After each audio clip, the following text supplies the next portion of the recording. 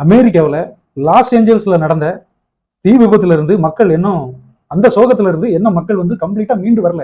அதுக்கு முன்னாடியே அமெரிக்காவில் இன்னொரு சம்பவம் வந்து புதன்கிழமை 29ஆம் தேதி ராத்திரி 9 மணிக்கு ஒரு பயங்கர சம்பவம் ஒன்று நடந்திருக்கு. என்ன அப்படின்னா, அமெரிக்கன் ஏர்லைன்ஸுக்கு சொந்தமான ஒரு டொமஸ்டிக் ஃபிளைட் ஒன்று வாஷிங்டன்ல, அமெரிக்காவில் உள்ள வாஷிங்டன்ல, அதாவது வாஷிங்டன்ல தான் ஒயிட் ஹவுஸ் இருக்குது, வெள்ளை மாளிகை அப்படின்னு சொல்ற அந்த ஒயிட் ஹவுஸ் பக்கத்துல அங்க பிராக்டிஸ்க்காக வந்த ஒரு ராணுவ ஹெலிகாப்டர், அந்த ராணுவ ஹெலிகாப்டர் கூட மோதி இந்த பிளைட்ல வந்து, இந்த டொமஸ்டிக் பிளைட்ல வந்து 60 பேசஞ்சர்ஸ் பிளஸ் ஒரு 4 பேர், அதாவது அந்த 4 பேர் யாருன்னா பணிப்பெண்கள், அதில் உள்ள பைலட் அப்படின்னு ஒரு 4 பேர், மொத்தம் 64 பேர், பிளைட்ல 64 பேர்.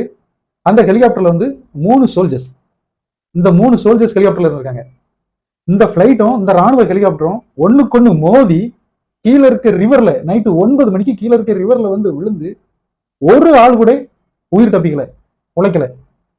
இந்த சோகமான சம்பவம் இப்ப ரீசெண்டா புதன்கிழமை அன்னைக்கு, லாஸ்ட் வெனஸ்டே அன்னைக்கு நடந்திருக்கு. என்ன நடந்துச்சு அப்படிங்கிறத நம்ம இன்னைக்கு இந்த வீடியோல டீடைல்டா பார்ப்போம்.